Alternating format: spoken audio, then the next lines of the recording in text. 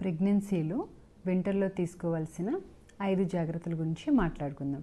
The first and most important thing ఏంటంటే నీళ్ళు ఎక్కువగా తాగాలి.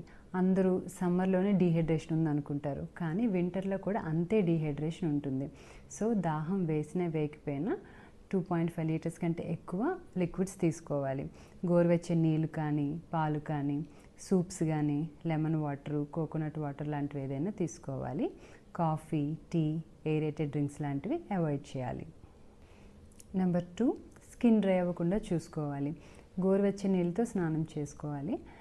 నీళ్ళు మరీ ఎక్కువ వేడిగా ఉంటే స్కిన్ ఇంకా డ్రై అయ్యే ఛాన్స్ ఉంటుంది.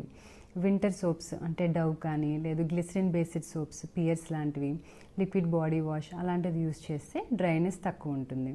స్నానం అయిన వెంటనే వైటమిన్ ఈ ఆయిల్ కానీ, ఆల్మండ్ ఆయిల్ కానీ, మాయిశ్చరైజర్స్ కానీ అప్లై చేయాలి.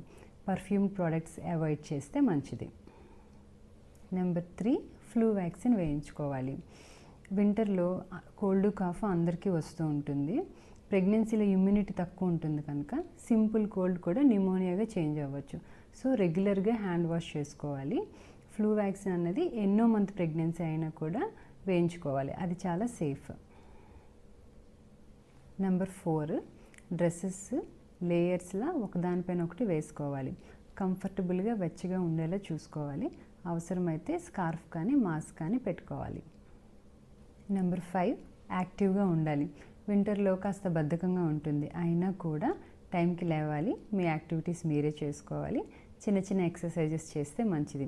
సన్ ఎక్స్పోజర్ కూడా ఉండాలి, లేకపోతే వైటమిన్ డి డెఫిషియన్సీ వస్తుంది. Thank you.